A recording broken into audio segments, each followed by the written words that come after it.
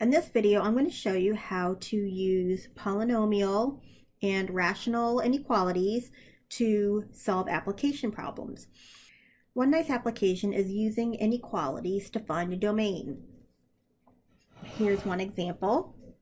I have a function, f of x equals the square root of 2x squared minus x minus 1. I want to make sure that whatever's underneath that square root is equal to 0 or it's positive. So I'm going to state that 2x squared minus x minus 1 needs to be positive or equal to 0. And now I've got a polynomial inequality, and we can solve it like we did in the other examples using a sign chart. So first I need to find places where it's undefined, and I need to find my x-intercepts. Because this is a polynomial, we don't need to worry about places that it's undefined, so we're just going to look for our x-intercepts. When I factor this polynomial, I get 2x plus 1, and I get x minus 1. So my x-intercepts are going to be -1/2 and 1. So that's what I'm going to put on my sign chart. I have -1/2 here and +1 here. So that breaks it up into 3 intervals that I need to check. When I plug in a test point for this leftmost interval, which would be -∞ up to -1/2, so if I plug in, say, -1, I'm going to get a positive value. If I plug something in that's between -1/2 and 1, say I use the test point 0, I am going to get negative values. And then if I plug in something greater than 1, I'll get a positive value. Now my x-intercepts are -1/2 and 1, so I'm going to label these as my zeros. And now my sign chart is complete so that I can answer the question. The question is, where is this polynomial greater than or equal to 0? For what values of x would this polynomial be positive or equal to 0? And that way when I plug it in here, I don't run into the problem of getting a negative under the square root. So I want to find where it's positive or equal to 0. The places that it's positive is this interval here and this interval here. And then the places where it's equal to 0 are these two values here. So when I write down my final answer, I'm going to write down that it's -∞ up to -1/2. And because I want to include zeros, I'm going to make sure that that's a bracket, union 1 to infinity, and I want to include the 1 as well because that's a 0. So if I plug in anything on this interval here, or if I plug in -1/2 or 1 in here, I'm going to get a positive value or I'm going to get 0. So this is my domain for f of x. Here's another example of an application. A manufacturer of portable radios knows that the weekly revenue produced by selling X radios is given by the equation R equals 1500p minus 100p squared. P is the price of each radio in dollars.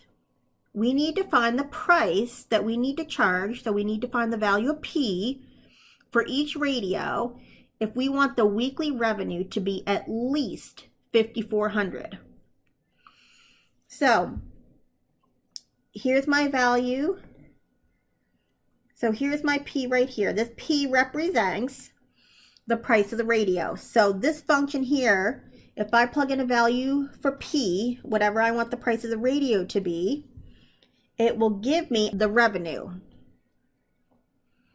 So we need to figure out, we want the revenue to be at least $5,400.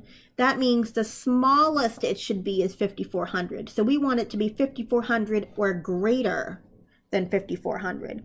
So I'm going to set up an inequality 1500p minus 100p squared. That's my revenue. I want my revenue to be greater than 5,400 or equal to 5,400 because we want it to be at least 5,400, meaning the smallest should be 5,400. So I'm going to subtract 5,400 from both sides. So I have it set up where I have 0 on one side and everything else on the other. I'm also going to put it in order, descending order, to make this easier. So I'm going to write minus 100p squared plus 1500p minus 5,400 is greater than 0. And then I'm going to go ahead and factor this. I'm going to pull out a minus 100. So that gives me p squared minus 15p plus 54. I'm going to continue to factor this because I want to find my zeros so I can put it on my sign chart.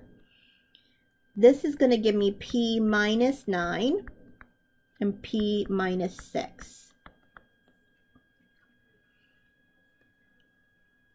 So when I make my sign chart, I'm going to have 6 and 9 on my sign chart.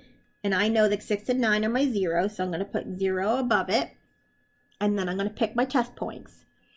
So if I want to pick a test point for this interval right here, anything less than 6, let's say I pick 5. I'm going to put 5 in for my p's, and I'm going to see what I get out. What happens is I get out a negative number. So I know when x is less than 6, that's going to drop below the x-axis. It's going to be negative. Now I'm going to pick something between 6 and 9 on this interval right here. Let's say I pick 7. If I pick 7 and plug it in for each of these p's to check it, I'm going to get a positive number. Then my last interval right here, I'm going to pick something greater than 9. Let's say I pick 10. I plug in 10 for p, and I'm going to get out a negative number. So what this tells me, since the question is asking for where is this polynomial, where is my revenue going to be greater than or equal to 0? So I want to look for positive intervals in places where it's equal to 0. So it's equal to 0 at 6 and 9.